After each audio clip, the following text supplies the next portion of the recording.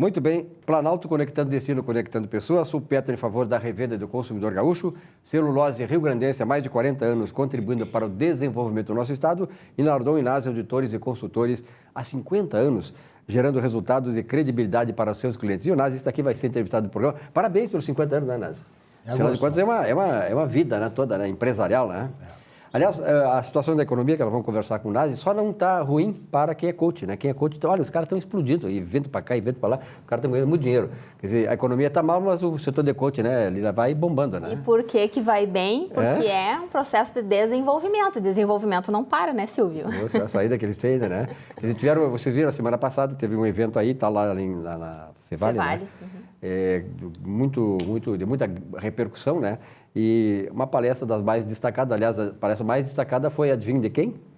Da nossa parceira aqui, nossa apresentadora. Trajetória de vida e carreira, alguns fatores essenciais para o sucesso. O pessoal pode assistir no Face da palestra? Não, a palestra não está à disposição. Só em outros eventos que também acontecerão. Aliás, vocês que são empresários de associações comerciais e tal, aí aqui na região metropolitana, São Paulo, que nós estamos também, eu acho que uma boa dica é entrar em contato com ela, uma palestra muito interessante, não só para as mulheres, né, porque ela é coach e trata nesse trato de empoderamento das mulheres, só tem poder, nós estamos fracos, nós estamos mal, né? Nós estamos mal mesmo, vamos de mal a pior, né?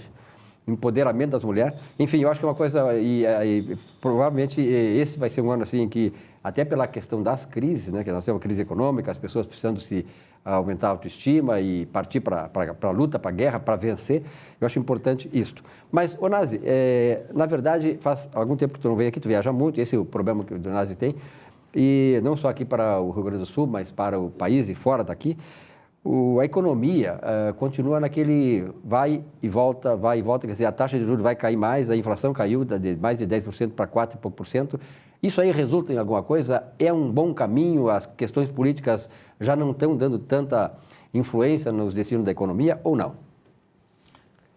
Antes eu queria só comentar um detalhe sobre as mulheres, né? Na minha área da contabilidade, a minha turma lá na PUC, em 66... Só tinha homem? Não, foi a primeira turma que formou 3 mulheres. Esse tempo eu fui fazer uma palestra lá, eu já achei que eu estava na filosofia ou na psicologia. Só tinha mulher. Só tinha mulher, né? Tudo mudou, né? Tudo mudou.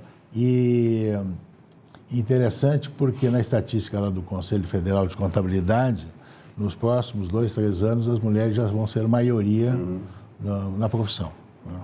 Eu acho interessante essa tua colocação. Eu não acho que tem movimentos de mulher que tentam exigir, impor, né, a situação da mulher na política, na economia, nas empresas. Não precisa impor. As mulheres têm a sua competência. Isso que eu digo assim, daqui a pouco querem fazer cotas para a mulher. Não precisa, a mulher tem capacidade, a mulher tem a competência, a mulher tem sensibilidade, a mulher sabe administrar. Então essas coisas vão se acomodando no mercado. Nós vemos uma tradição, né, Lília, que era patriarcal, a economia era patriarcal, a sociedade veio e ela veio se moldando à medida que o processo civilizatório vem avançando e essas questões, vai estar nascendo mais mulher do que homem, né? Então, na verdade, a mulher está hoje no mercado não é porque está sendo imposta, não, é porque ela está se impondo pela sua competência, pela sua liberdade, pela sua gana de vencer, de ser alguém na vida. Isso é importante, quer dizer, então eu sou contra essa coisa de estabelecer cota, quem exigir que na política tenha 30% de mulher. Por quê? Então, eu acho que a mulher se impõe pela sua competência. É uma questão de identificação, porque eu também sou das humanas, e os homens têm entrado muito nessas áreas também, psicologia, RH, verdade, então existe um movimento que ele é paralelo, né? Eu lido com vários setores, você vê na própria advocacia tem muitas mulheres hoje, a medicina é uma realidade, na própria engenharia, né? Engenharia tem muita, né? Então, todos os segmentos da economia, tu vê, assim, nós trabalhamos muito com agronegócio e eu lido muito com mulheres que dirigem empresas do agronegócio. Elas vão lá para o campo e tomam, né, decisões e vivem lá e etc. Tal. E hoje eu prefiro ver futebol feminino do que esses barbados aqui. Não me fala de futebol.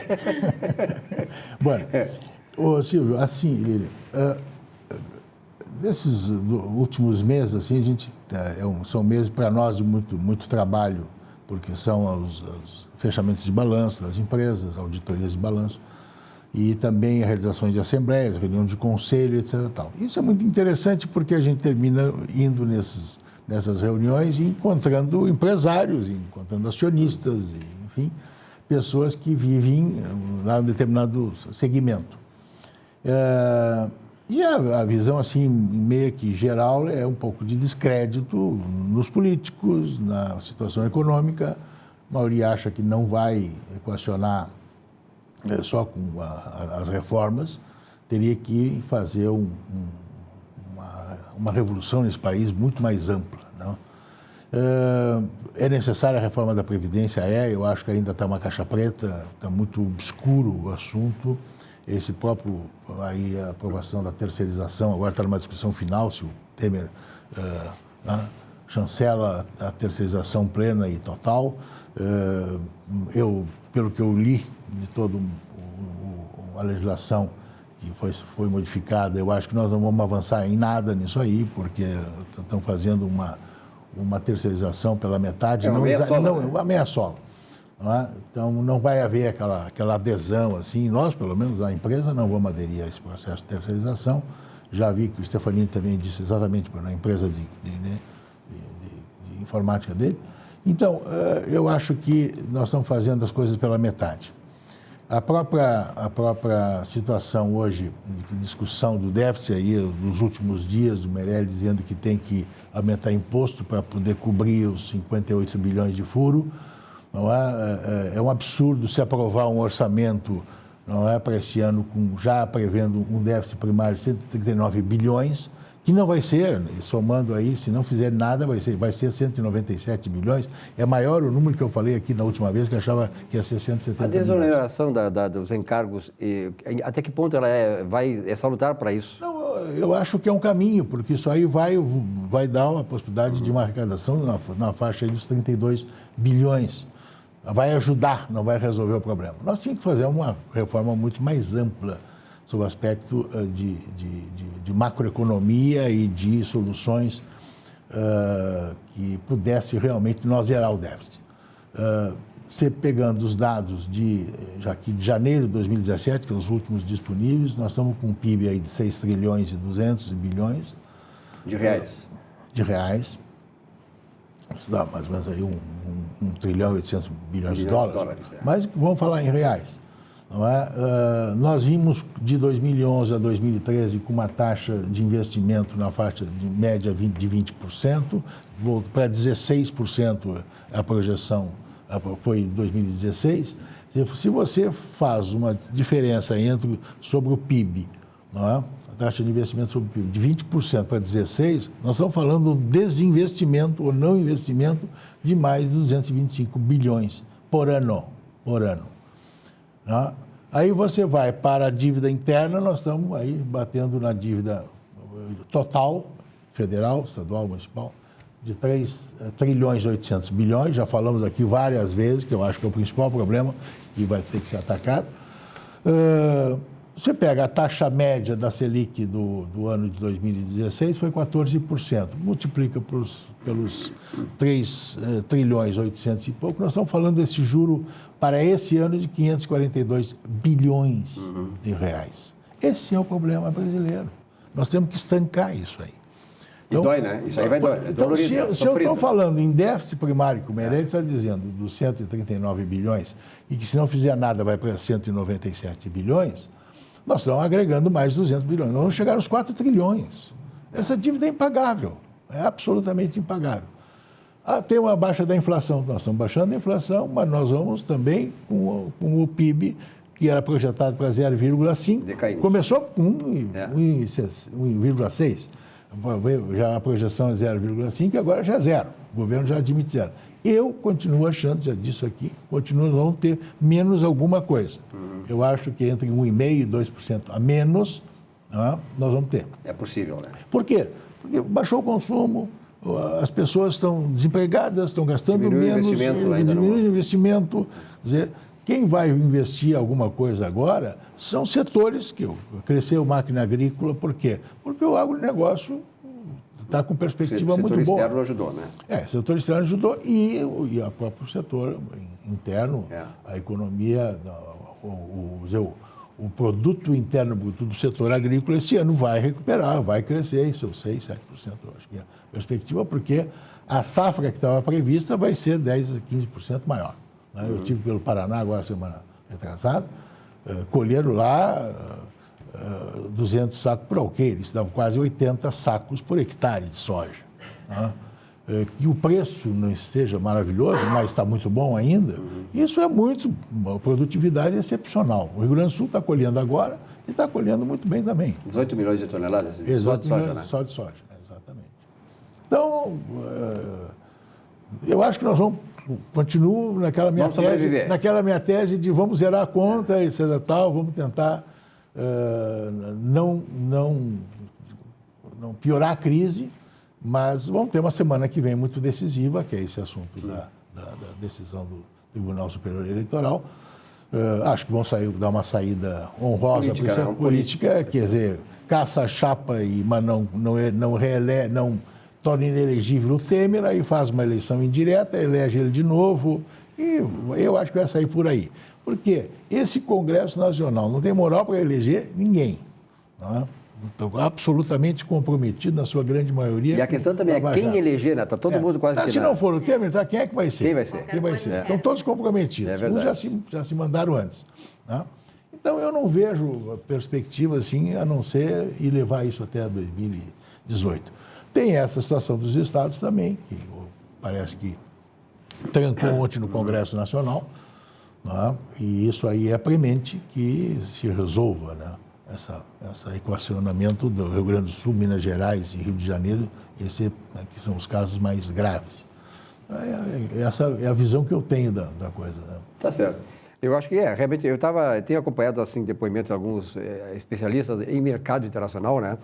E nessa semana realmente a Globo News, aquele programa do William Wack é fantástico. Então ele colocou vários daqueles grandes especialistas internacionais e eles estão muito tementes, né, de que o Brasil marche para uma convulsão social. Por quê? E aí eles explicam muito bem, quer dizer, nós estamos convergindo para uma situação de ruptura institucional. A questão política, a questão financeira dos estados. Por exemplo, aqui a Prefeitura de Porto Alegre, o mês que vem, já não vai pagar os funcionários porque não tem mais dinheiro.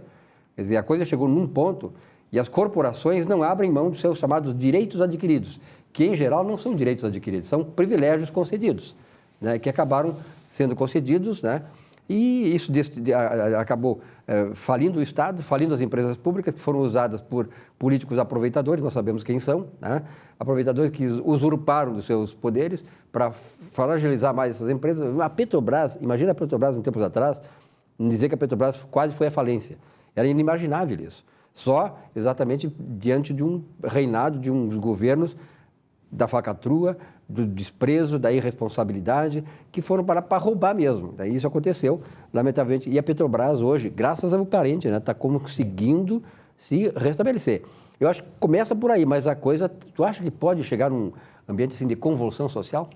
Não, eu concordo com essa análise, né? Análise, assim, esse cenário, entendeu? Porque nós estamos indo para um processo ainda de desemprego mais grave que nós estamos tendo hoje. Ainda vai continuar. Alguns setores, né? Veja, o comércio cresceu 0,4%. Não é? Os supermercados, o aumento, alguns, né, grandes redes, até decresceram, né? Mas alguns cresceram muito poucos. Algumas redes e tal, novas e coisas que cresceram mais. Mas eu vejo a situação ainda da economia se agravando muito, entende? E você fica desempregado 1 mês, 2 meses, 3 meses. No 5º mês você vai para a rua, vai fazer as manifestações. Vai apelar, né? Essas manifestações agora que fizeram muito tímidas de fim de semana, não é interessante que não tocaram no Temer, não. Mas tocaram no Lava Jato, nos políticos corruptos, etc. Quer dizer, hoje com as redes sociais como estão, você convoca a população em uma semana para fazer uma grande confusão nacional. Vejo com preocupação esse assunto, mas eu acho que ainda o brasileiro, eu acredito na passividade do brasileiro, no equilíbrio do brasileiro, e já teve outras experiências, né, não de convulsão social, porque a Revolução de 64, aquilo ali que antecedeu, foram comícios que geraram, né, mas questão de quebra-quebra, compulsão social, etc. A última que eu me lembro, eu era criança, foi quando o Getúlio se matou. Não foi eu vi que era quebra-quebra. Mas o resto não tivemos. Tivemos essas manifestações de rua, mas é meia dúzia de baderneiro que se aproveitam da situação. Disso mesmo, né? Se aproveita da situação. Então, eu acho que os cientistas, esses políticos que têm essa visão, têm que alertar, pelo menos, né, que nós corremos o risco. Se fechasse lá, ou fizesse uma volta no Congresso Nacional e fechasse aquilo ali, eu acho que daria um bom exemplo de brasilidade. Né? Esses dias eu estava na Argentina, e o pessoal da Argentina disse, nós admiramos vocês brasileiros, porque se fosse o que acontecesse aqui na Argentina, já tinha quebrado tudo.